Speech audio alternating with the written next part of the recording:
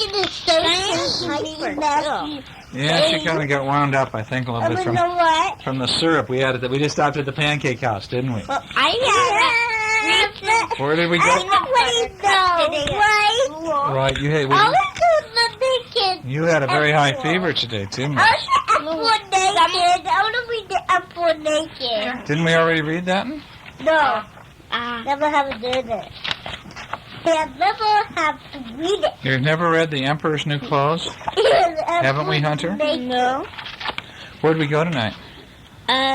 Teenage Mutant Ninja Turtles 3. Went to the movie, didn't we? Yeah, and I liked it where it says, "Are you expecting the Addams Family?" But nobody said it in Aladdin. And let me. What did it say? Let her finish a minute. What did it say? Okay, Sparky, here's the deal. And I liked it. Okay, Sparky, here's the deal. Said, whoever dings a shell do pay. Whoever dings a shell, dude, pays. That's good. Whoever dings the shell do pay. That's what I said. I like it. Dings the shell do pay. Yeah, I do too, my man. Well, let's see. I don't know. I don't see where anything is here. I'm going through it again and again and again. Let's see. It's The Emperor's New Clothes. That's the one you want, huh? 284. Okay. Well, that sounds like a good one. It's way in the back of the book. It's a beautiful. This is our beautiful Christmas book we got. The Emperor's New Clothes. It says, there was once an emperor who loved clothes. What's the date of today? This is the last day of March, isn't it? 1993, the very last day. Daddy's birthday is very close. I know. Daddy could skip his birthday very much. And after your birthday is my birthday. Mm-hmm. Very soon. And after your birthday is my birthday. That's right. And after my birthday, whose birthday is it? Hunter's. Now let's read the story. Let's calm down. Let's take a deep breath, my little wound-up girl. You got syruped out tonight. Okay, here's the story of The Emperor's New Clothes. It says, there was once an emperor who loved clothes more than anything else, and unlike other emperors, he cared nothing for his soldiers or dancing or the theater. The only thing that made him truly happy was a new set of clothes. And he had a different outfit for every hour of the day, and whenever anyone asked where the emperor was, the reply was almost always, well, he's in the dressing room trying on new clothes. Now, one day, two swindlers arrived at the city where the emperor lived. And the swindlers are kind of like bad guys. They're kind of like burglars, you know. And having heard how much the emperor loved clothes, they let it be known that they were weavers, and that the cloth they wove was the finest in the world. And not only were the colors and patterns extraordinarily beautiful, but clothes made of this cloth had a remarkable quality of being invisible to anyone who was a fool or unfit for the office he or she held. You know what? And so, I've seen the emperor naked before. Okay, well, this is what they're just telling him that it's invisible clothes. They're bad guys. They're not really invisible clothes. And soon the emperor heard about this amazing cloth. It must be wonderful stuff indeed, he thought. Why, if I had a suit made of it, I shall learn which of my ministers were unfit for their positions, and I should know who is clever and who is not, and I must order a suit of this wonderful cloth at once. Uh-oh. And so he summoned the swindlers to his palace that very day, and he ordered them to begin work at once, and he paid them with a big bag of gold. Well, the two men set up their looms in a large room in the palace, and they ordered the finest silk threads, and they pretended to settle down to work. But actually, they only hid the thread and did nothing at all, until at time they called for more silk and thread of silver and gold. And now they pretended to work even harder, and were seen bending over their empty looms late into the night. I wonder how the cloth is coming, the emperor thought one day, and then he remembered that the cloth would be invisible to anyone who was unfit for his office, and that made him rather uneasy. Of course, he was sure that he was fit to be emperor, but even so, it might be better to have someone else look at it first. I'll send my honest old minister to see the weavers, the emperor decided. He's certainly not a fool, and he knows his office better than anyone else in the land. And so the trusted old minister went to the room where the swindlers sat, pretending to weave their wonderful cloth. Good heavens, the minister thought when he entered and saw the empty looms, and he opened his eyes wide and then even wider, but still he could see nothing. There really isn't anything there, is there? There's nothing really there. They're lying. That's right. Well, the swindlers begged him to come closer, and pointing at the looms, they asked him about the marvelous colors and the splendid patterns. And the minister did not know what to say. Can it be that I'm really a fool? He thought. Oh, I would never have believed it. Or could I be unfit for my office? Oh, that would be dreadful. I must not let the emperor know this. So what's he going to do? Lie. He's going to pretend to see the cloth, isn't he? Yeah. You have nothing to say? The swindlers asked him. Oh, yes, replied the minister. I'm just so overwhelmed, you understand.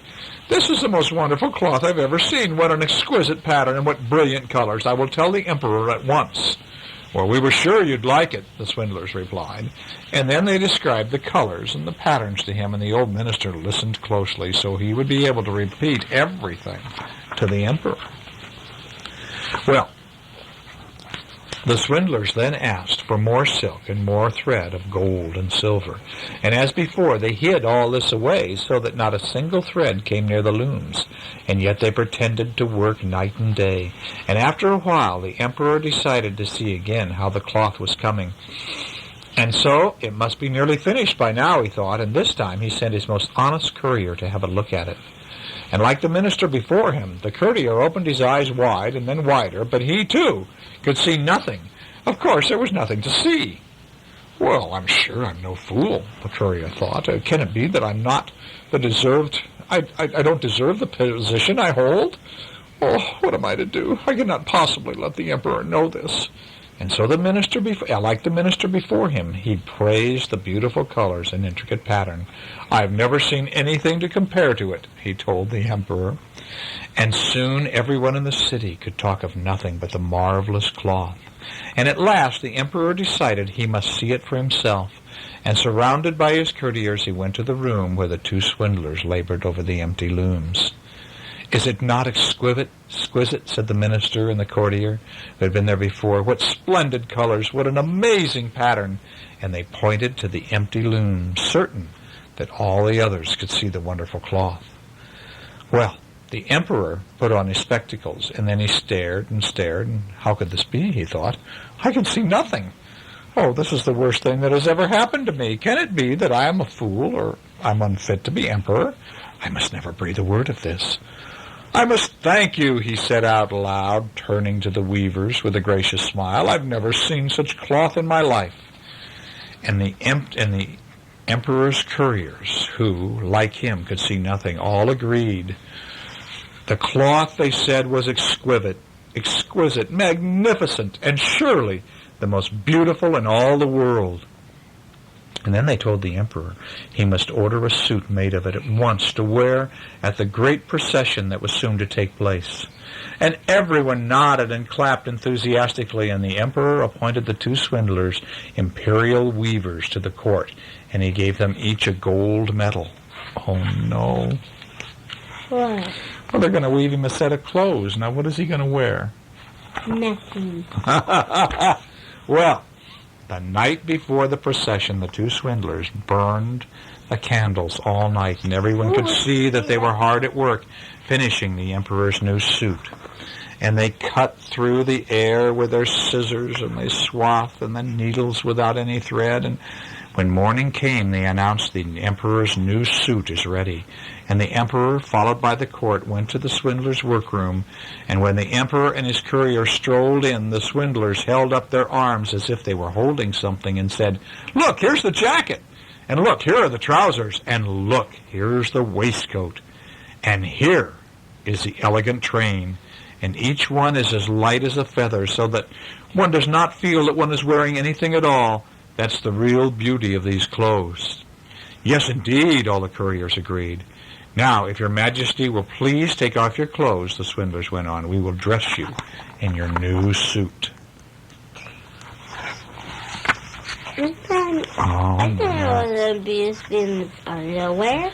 Yeah, I don't know. This is pretty weird, isn't it? I thought he was in... They're going to give him invisible underwear. I don't know. It looks like he has real underwear. He has boxes. And that led the emperor to a large looking-glass, and after he undressed, the swindlers pretended to put his new suit on piece by piece, while the emperor studied his reflections from all sides. "How well these new clothes suit you," everyone cried. "What a perfect fit! That pattern, those colors, never have you worn anything so magnificent." And it was time for the procession to begin. And the servants who were to carry the train now stepped behind the emperor, and they lifted their hands as though they were holding something. After all, they did not want to appear to be fools, or worse, unfit for their positions. And then the emperor began marching at the head of the great procession right through the city, and people lined the streets and leaned out their windows to watch, and when they saw him pass, they all cried out, "Isn't the emperor's new suit magnificent? What a gorgeous train! What colors! What a pattern!" And no one dared admit that he could not see a thing, for then his neighbors would know that he was a fool or unfit for his position, and that would be dreadful. Never had any clothes of the emperor been so admired.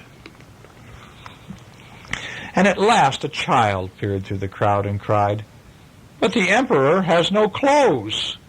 And the mother tried to hush the child.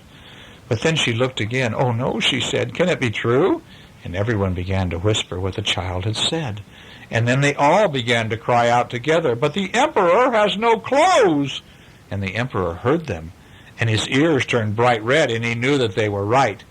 But there was nothing he could do, and so the emperor lifted his head even higher, and he kept on walking, and even if he had no clothes, he would still carry himself as an emperor should, and all of his servants followed behind him, looking even more dignified than before, carrying in their hands the train that did not exist. That was a good story, huh? The emperor's new clothes, and he was naked, all because those people were afraid of telling the truth, right? Okay, now, what we're going to do here is we're going to stop this because it's very late and Hunter's almost fallen asleep, and Missy, you need to go to sleep because you're sick. And we'll read some more of it tomorrow night. So I'm going to put a label on it, and then tomorrow we'll read some more stories, huh? Yeah, and then we'll put some more in the back too. Yeah, in the back too is right. Oh, the nail covers. And the books over there. Oh, the tail covers. Oh, the All righty, and are we already recording even? Yep. My goodness, you're ready here. Now, did we put it, the tape? Are we recording right at the spot where we left it off last night? Well, sure. Hunter, you are so efficient, my man.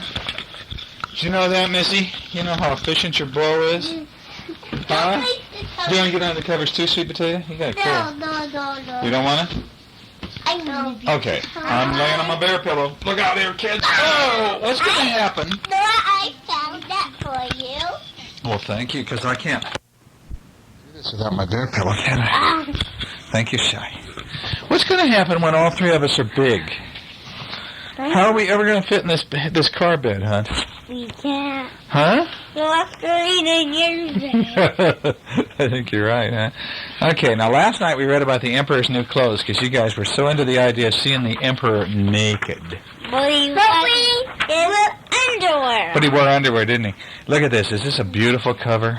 But we could fit inside it. Daddy. Oh, no. Ladybug in your ear. We'll get him out. Bug in your ear. Oh, April Fool. Oh, is it April Fool? You little chickens. To the why? What? What? Big people slept in that bed. Yeah, I know. Big people slept. Martha slept in the bed while Mommy and Daddy were in New York, didn't she? Yeah, so here's Hunter, and here's Shy. Big people could. I'm there. Look at there's Hunter, and there's Cheyenne. Oh, beautiful horsey with wings. Did you guys brush your teeth? I did. Did you brush yours, Miss? No. Well, we got to do it. Look at that. No, not right now, honey. When we're done reading the story, Daddy will take you in and we'll do it. Okay? Oh, look at this. Is this beautiful? Yeah. It's a flying horse with wings, and look at this dragon.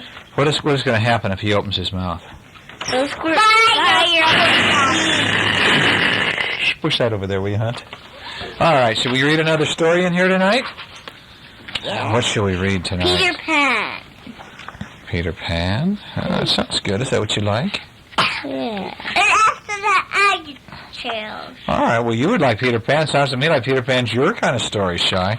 No, I want to watch the Goldilocks. Oh, well, you're the one who... I think you're the one who chose Humper's new clothes last night, aren't you, Missy? Yes, you did. Yeah, okay, well, it's Hunter's turn. And if Hunter wants to do Peter Pan... Okay, the Peter Pan story is called Hook or Me this time. Ooh, sounds pretty good, huh? Shall we find it? It's on page 188. Okie dokie. Yeah, you know how to read the numbers, don't you? Like 188? That's 188. Yeah. It says Hook or Me, this time from Peter Pan. Oh, it's a very long story. I think this is way too long to read tonight. I think you guys would all fall asleep. I won't. Huh? I won't. All right, we'll read it then. It says, odd things happen to all of us on our way through life without our noticing for a time that they have happened. Thus, to take an instance, we suddenly discover that we have been deaf in one ear and we didn't know for how long, but, say, for half an hour. Now, such an experience had come that night to Peter.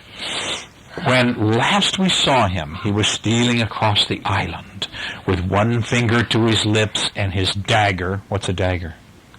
It's hook. And no, a knife. A dagger is a knife. Hey, I'll get At ready, were you? Well, he had seen the crocodile pass by without noticing anything peculiar about it. But by and by he remembered that he had not been ticking. The crocodile had not been ticking. Now, at first he thought this eerie, but soon he concluded rightly that the clock had run down. Remember how he swallowed the clock? Yeah. Yeah. And you know what? A knife is a sword. Yeah, it's a dagger, too. It's called a dagger. Well, without giving a thought to what might be the feelings of a fellow creature thus aptly deprived of its closest companion, Peter at once considered how he could turn the catastrophe to his own use, and he decided to tick so that wild beasts would believe he was the crocodile and let him pass unmolested. And so he ticked superbly. He'd go tick-tock, tick-tock, tick-tock, tick-tock. But with one unforeseen result, the crocodile was among those who heard the sound, and it followed him through it. What are you doing, Shy? Daffy? Watching Hunter? Yeah. Are you going to sleep, bud? No. Is that what you're worried about, whether or not your brother's going to sleep? Huh? Yeah. Oh, Cheyenne. Followed him, though whether the purpose of regaining what it had lost, or merely as a friend under the belief that it was again ticking itself, will never be certainly known. For, like all slaves to a fixed idea, it was a stupid beast, the crocodile. Now Peter reached the shore without mishap, and he went straight on, his legs encountering the water as if quite unaware that they had entered a new element. Thus many animals pass from land to water, but no other human of whom I know. And as he swam, he had but one thought. Hook or me this time, he thought. And he had ticked so long that he now went on ticking without knowing what he was doing. Had he known, he would have stopped, for to board the brig by the help of the tick, though an ingenious idea had not occurred to him. On the contrary, he thought, he had scaled her side as noisily as a mouse, and he was amazed to see the pirates cowering from him with Hook in their midst, as abject as if he had heard the crocodile. I got it. The crocodile. No sooner did Peter remember it than he heard the ticking, and at first he thought the sound did come from the crocodile, and he looked behind him swiftly, and then he realized that he was doing it himself. He was going tick-tock, tick-tock, tick-tock, and in a flash he understood the situation. How clever of me, he thought at once, and sighed to the boys not to burst into applause. Ooh, look at those pirates. Look to be afraid, aren't they? Well, it was at this moment that Ed Tainty, the quartermaster, emerged from the forecastle and came along the deck. And now, reader, time, what happened by your watch? Peter struck true and deep. John clasped his hands on the ill-fated pirate's mouth to stifle the dying groan. He fell forward, and 4 boys caught him to prevent the thud. And then Peter gave the signal, and the carrion was cast overboard, and there was a splash, and then silence. Oh, how long had it taken? 1 slightly had begun to count. Well, this is written very weird, you guys. This is not written like most children's stories are. This is written in a completely different style. Now, are you understanding it okay as I read it, or is it kind of like weird? Huh? You like it? Yeah. Okay, well, none too soon, Peter, each inch of him on tiptoe, vanished into the cabin, for more than one pirate was screwing up his courage to look around, and they could hear each other's distressed breathing now, which showed them that the more terrible sound had passed. "It's gone, Captain," Shmee said, wiping his spectacles. "All still again." Well, slowly, Captain Hook let his head emerge from his ruff and listened so intently that he could have heard the echo of a tick. And there was not a sound, and he drew himself up firmly to his full height. "Then here's to Johnny Plank," he cried, brazenly, hating the boys more than ever because they had seen him unbend, and he broke into a villainous ditty. He sang, "Yo-ho, the frisky Plank, you walks along it so, till it goes down and you goes down to Davy Jones below." Davy Jones is called like the bottom of the ocean. Davy Jones' locker. To terrorize the prisoner the more, though with a certain loss of dignity, he danced along the imaginary plank, grimacing at them as he sang, and when he finished he cried, Do you want a touch of the cat before you walk the plank?" Do you know what the cat is? Right. It's a cat of 9 tails. It's a whip with a lot of whips on it. It's called a cat of 9 tails. And at that they fell on their knees. "No, no," they cried so piteously that every pirate smiled. "Fetch the cat, Jukes," said Captain Hook. "It's in the cabin." Well, the cabin. Peter was in the cabin. The children gazed at each other. "Ay," said Jukes blithely, and he strode into the cabin. They followed him with their eyes, and they scarcely knew that Hook had resumed his song, his dogs joining in with him. Yo-ho, the scathing cat, its tails are 9, you know, and when you're it upon your back. What was the last line will never be known. For all of a sudden the song was stayed by a dreadful screech from the cabin. It wailed through the ship and died away, and then was heard a crowing sound, which was well understood by the boys, but to the pirates was almost more eerie than the screech, and they're so scared. Look at them going, "Oh no, what's that? What was that?" called Captain Hook. Crafton. 2, said slightly, solemnly. The Italian Isico hesitated for a moment and then swung into the cabin, and he tottered out, haggard. "What's the matter with Bill Jukes, you dog?" hissed Hook, towering over him. The matter with him is he's dead, stabbed," replied Silco in a hollow voice. "Bill Jukes dead?" cried the startled pirate. "The captain's as black as a pit." And Silco said, almost gibbering, "But there's something terrible in there. The thing you heard crowing." Well, the exultation of the boys, the lowering looks of the pirates, both were seen by Hook. "Silco," he said in the most eerie, steely voice, "go back and fetch me out the cock-a-doodle-doo." And so Silco, bravest of the brave, cowered before the captain, crying, "No, no!" But Captain Hook was purring to his claw. Ooh, how'd you like to be hit with that claw? I wouldn't. "Did you say you would go, Silco?" he said musingly. Well, Silco went, first flinging up his arms despairingly. There was no more singing. All listened now, and again came the death screech.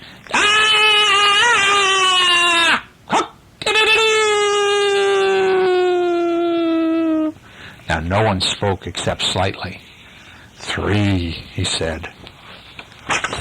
Hook rallied his dogs with a gesture. "Death and odds fish," he thundered. "Who is to bring me that cock-a-doodle-doo?" "Wait until Seeko comes out," growled Starkey, and the others took up the cry. "I think I heard you volunteer, Starkey," said Hook, purring again. "Oh, no, by thunder," Starkey said. "I'm not going in that cabin." Who's really in there? Peter Pan. He's got a knife, doesn't he? "My Hook thinks you do. You are going in there," said Hook, crossing to him. "I wonder if it would be advisable, Starkey, to humor the Hook." "I'll swing before I go in there," replied Starkey doggedly, and again he had the support of the crew. "Is it mutiny?" asked Hook, more pleasantly than ever. "Starkey's ringleader?" "Captain Mercy," Starkey whimpered, all of a tremble now. "Shake hands, Starkey," said Hook, proffering his claw. And Starkey looked around for help, but all deserted him, and as he backed up, Hook advanced with the claw like this, and now at the red plank, and now the red spark was in his eye, and with a despairing scream the pirate leapt upon Long Tom and precipitated himself into the sea. 4, said Slightly. "And now," Hook said cautiously, "did any other gentleman say mutiny?" And seizing the lantern and raising his claw with a menacing gesture, "I'll bring out that cock-a-doodle-doo myself," he said, and he sped into the cabin. 5, said Slightly. Longed to say how Slightly longed to say it. He wetted his lips to be ready, but Hook came staggering out without his lantern. "Something blew out the light," he said a little unsteadily. "Something," echoed Mullins. Ooh, look at the pirates.